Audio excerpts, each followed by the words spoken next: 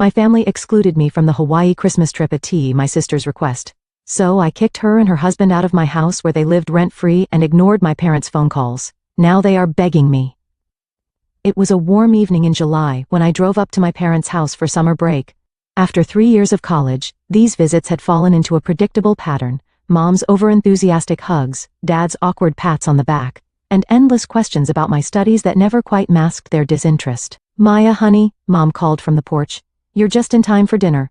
And guess who's coming over?" I didn't need to guess. Jennifer, my older sister, and her husband Tom had made it their habit to drop by whenever I was home, as if they needed to remind everyone of their success story. Sure enough, 2 hours later, we were all seated around the dining table. Mom had pulled out her special occasion tablecloth, the one with the delicate lace trim that only saw daylight when Jennifer visited. "So," Jennifer announced, setting down her fork with that theatrical flair she'd perfected over the years, "Tom and I have been thinking, we should all go to Hawaii for Christmas." Mom literally clapped her hands like an excited schoolgirl. "Oh, that would be wonderful." Dad beamed with pride. "What a fantastic idea, sweetheart." Then Jennifer turned to me, that familiar mocking smile playing on her lips. "Maya, do you think you can afford it? Or should Big Sister help you out?" I felt my cheeks burn but kept my voice steady. "I can manage my own expenses, thanks." "Are you sure?" Jennifer raised an eyebrow.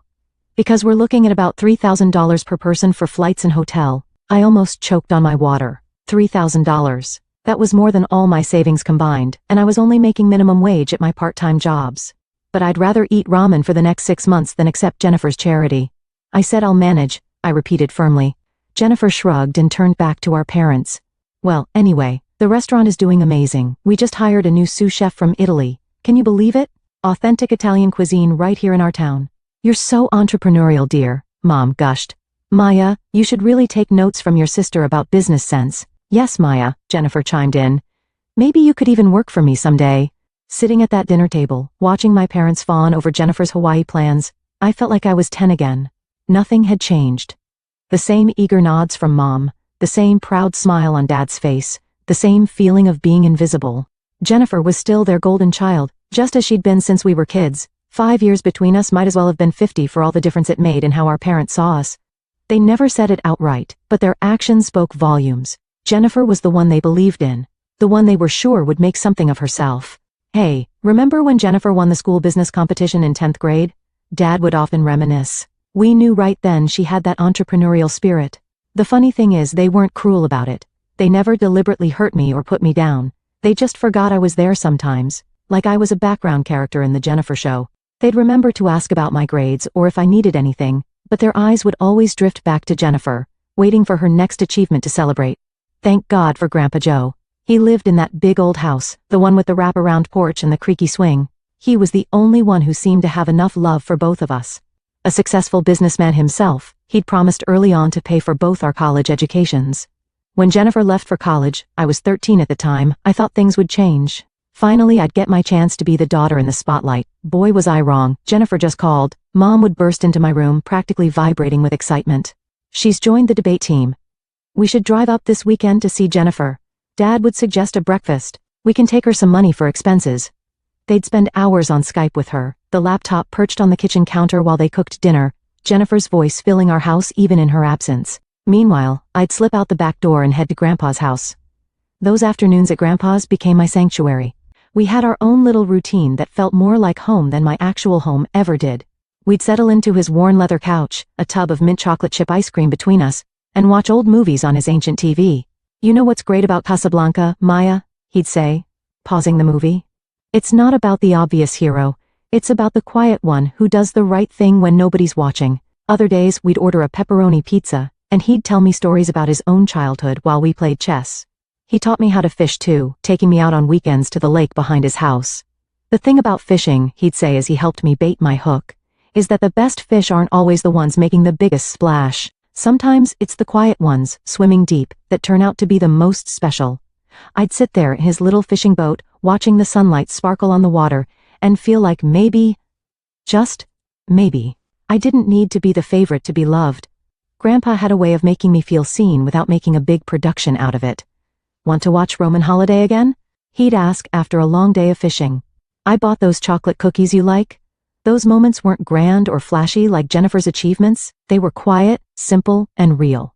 While my parents were driving across state lines to deliver spending money to Jennifer, I was learning how to play poker with Grandpa using M&M's chips. 5 years passed in a blur of family dinners and achievements, all Jennifer's of course. She graduated college with honors, landed a job at a prestigious firm, and started dating Tom, who my parents immediately declared was perfect for her. Meanwhile, I was preparing for my own college journey. The day I left for college, Grandpa hugged me tighter than he ever had before. His embrace felt different somehow, more urgent, more final. "I love you so much, Maya," he whispered in my ear. "Never forget that." I laughed it off at the time. "Grandpa, you're acting like we'll never see each other again. I'll be home for Thanksgiving." He just smiled that gentle smile of his and patted my cheek.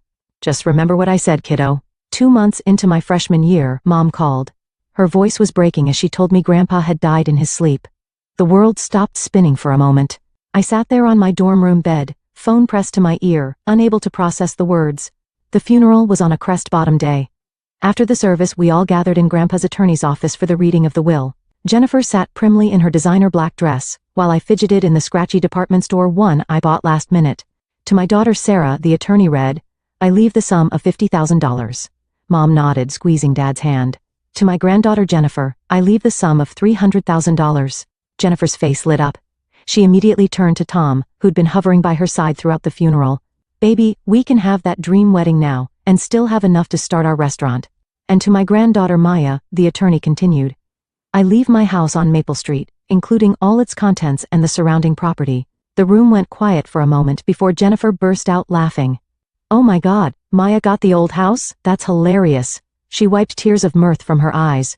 "Don't worry, sis, maybe you can sell it and buy yourself something nice. Though, I doubt anyone would want that creaky old place." "Jennifer?" Mom scolded half-heartedly, but she was already smiling at her elder daughter's plans. "We'll have the wedding in spring," Jennifer announced, completely taking over the somber moment. "Tom and I already have the perfect business plan for an authentic Italian restaurant. This is exactly the capital we needed." True to her word, Jennifer threw herself into wedding planning. It was a spectacular affair: white doves, ice sculptures, a 5-tier cake, and what felt like half the town in attendance. I stood next to her in a bridesmaid dress she'd chosen, watching her marry Tom in what Mom called the social event of the season. Before the honeymoon tan had even faded, Jennifer and Tom opened their restaurant. They called it Bella Vita, Beautiful Life. The local paper did a feature on them, praising the young entrepreneurs for bringing authentic Italian cuisine to our small town. Mom and Dad framed the article and hung it in their living room. Meanwhile, I tried to figure out what to do with my inheritance. The property taxes weren't insignificant, and maintaining that big old house wouldn't be cheap. After running the numbers one weekend, I thought I'd found a solution. At the next family dinner, I decided to bring it up. "I've been thinking about the house," I said, trying to sound confident, as I pushed my green beans around the plate. "Since I'm at college most of the year, I could rent it out. That would help cover the taxes and maintenance." The silence that followed made me look up. Mom and Jennifer were exchanging one of their looks, the kind that had always meant trouble for me growing up. Jennifer's husband Tom suddenly became very interested in his mashed potatoes. "Oh honey," Mom said in that patronizing tone she reserved for when she thought I was being particularly dense, "why would you want to rent to strangers when your sister and Tom need a place to live?" I blinked. "What?" Jennifer set down her wine glass with a delicate clink. "Well, it makes perfect sense, doesn't it? Tom and I could use the extra space, especially now that we're running the restaurant. And, obviously, you're not going to charge rent from your own sister. I mean, that would be ridiculous. Right, Mom? Of course it would." Mom agreed immediately. Family helps family. And just like that, they turned back to their previous conversation about the restaurant's new wine list. Dad nodded along, Jennifer gestured animatedly about some expensive Chianti she'd imported, and Tom finally looked up from his potatoes to join in. I sat there, fork suspended halfway to my mouth, as the reality of what had just happened sank in. I could protest, of course. I could point out that it was my house, my inheritance, my decision. I could remind them that Jennifer and Tom had just gotten a huge sum of money from Grandpa's will, while I got, well, apparently nothing now. But I knew it wouldn't make any difference. They'd look at me with that mixture of disappointment and annoyance they always did when I didn't go along with their plans. Mom would sigh and remind me about family loyalty. Jennifer would make subtle jabs about my selfishness for weeks. Dad would give me that look, the one that said I was making things difficult for no good reason. So I did what I'd always done. I swallowed my protests along with my now cold green beans and stayed quiet. The next weekend, Jennifer and Tom moved into my house. She sent me pictures of how they were updating the place. Grandpa's old leather chair replaced by some modern monstrosity. his beloved fishing photos taken down to make room for framed reviews of their restaurant. While I studied for midterms in my cramped dorm room, my sister and her husband lived rent-free in my house. Every time I came home for breaks, I had to ask permission to visit what was legally my own property. Let's get back to the present. After that summer dinner, I threw myself into work with renewed determination. Between morning shifts at the campus cafe and evening hours at the study library, I barely had time to breathe. But every time I felt like giving up, I'd think about Hawaii and push myself to pick up an extra shift. When Jennifer called in late November, I had the money ready. $3,000, nearly every penny I'd earned over the past few months. Send it today, she instructed. I need to finalize the bookings. I transferred the money immediately, my hands shaking with excitement as I clicked send on the banking app. That weekend, I treated myself to a new swimsuit. Nothing fancy, just a simple blue one-piece on sale. My friend Lisa let me borrow her good suitcase, the one with the wheels that actually worked. December 23rd arrived crisp and cold. I showed up at my parents' house with my borrowed suitcase and new swimsuit, practically buzzing with excitement. But something felt off. Mom barely met my eyes when she hugged me, and Dad kept clearing his throat the way he did when he was uncomfortable. Then, Jennifer and Tom arrived. The moment they walked in, I knew something was wrong. Jennifer had that look on her face, the same one she'd worn when she told me she'd be living in my house rent-free. Mom and Jennifer exchanged glances that made my stomach twist. We sat down to dinner, and for a few minutes, there was only the sound of forks against plates. Then Jennifer set down her wine glass and cleared her throat. We need to discuss something, she announced. The restaurant, well, we've hit a rough patch. The numbers aren't what we projected. Mom reached over and squeezed her hands supportively. I noticed she already knew what was coming. We've had to make some tough decisions, Jennifer continued, her voice dripping with fake regret. We've had to cut some expenses, including our contribution to the Hawaii trip budget. My fork froze halfway to my mouth. So, she went on, gesturing between herself, Tom, and our parents. We've all discussed it, and we think the best solution is for Maya to sit this one out. The room started spinning. But I already paid my share, I managed to say. Yes. Well, Jennifer smiled that condescending smile I knew so well, that money will help cover the rest of our expenses. We couldn't possibly cancel on everyone, and Tom and I never even had a proper honeymoon because we went straight into the restaurant business. I looked at Mom and Dad, waiting for them to say something, to object to this insanity. But they just sat there, Mom still patting Jennifer's hand, Dad studying his plate as if it held the secrets of the universe. I paid my share, I said again, my voice shaking. $3,000. That was all my savings. Maya, Mom snapped, her tone sharp enough to make me flinch. Family helps family. Jennifer and Tom are going through a difficult time with the restaurant. The least you can do is be understanding. Understanding? I whispered. Yes, understanding.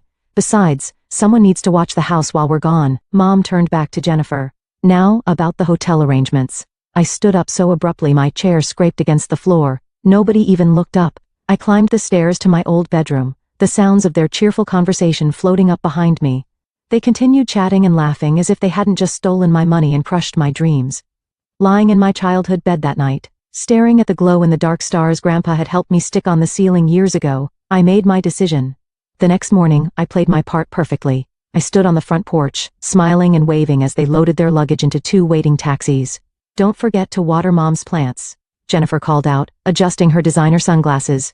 And check the mail every day, Mom added. Don't worry about a thing, I assured them, still smiling. Jennifer leaned out the taxi window. I'll send you lots of photos. You know, so you won't feel left out. She laughed as if she'd just made the funniest joke. I kept waving until both taxis disappeared around the corner. Then I walked straight to my car and drove to Grandpa's house, my house. Tom and Jennifer's belongings were everywhere. Her clothes filled the closets Grandpa's suits once occupied. Their pretentious art hung where his fishing photos used to be. Their wedding photos sat on the mantel where Grandpa kept our chess set.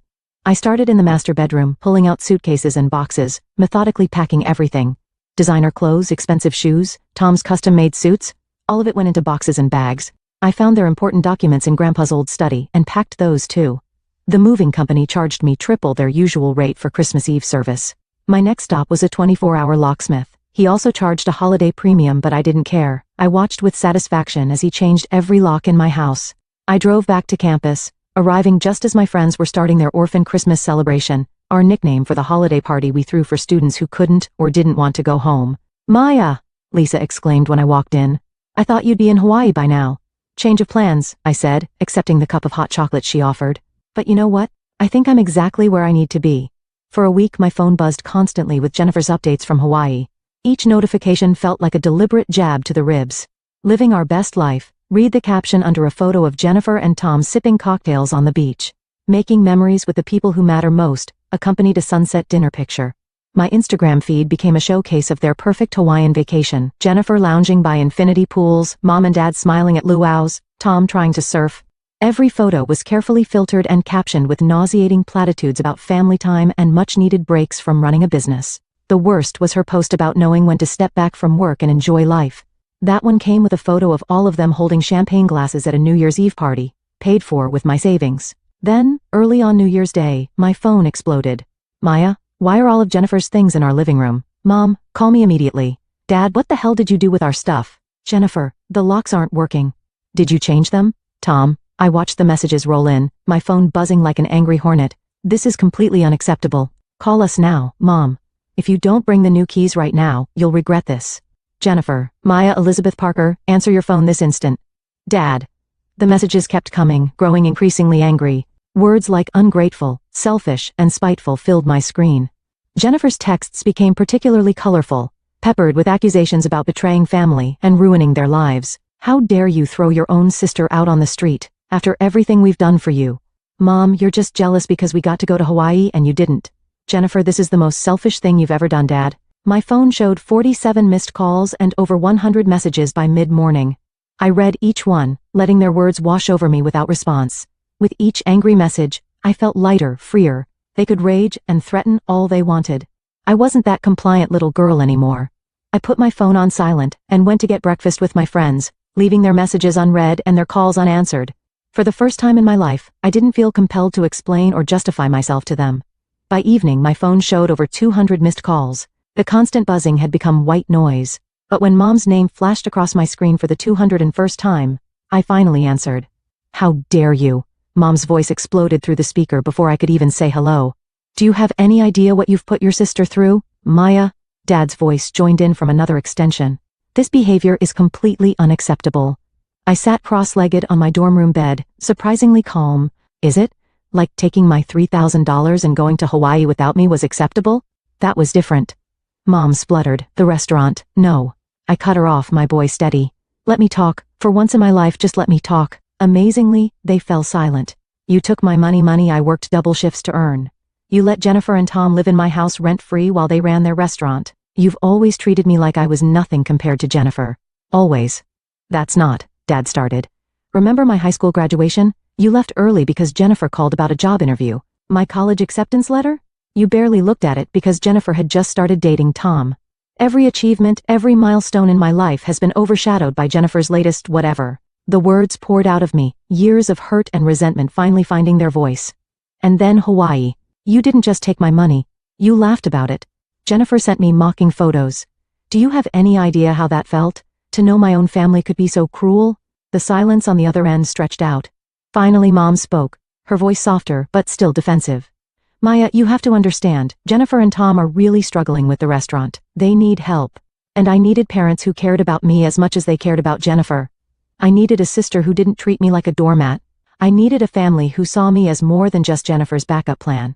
But where will they live? Mom's voice cracked. They can live with you just like they are now. Or they can rent an apartment like normal adults. My house isn't their safety net anymore. And starting next month, I'm renting it out to actual paying tenants.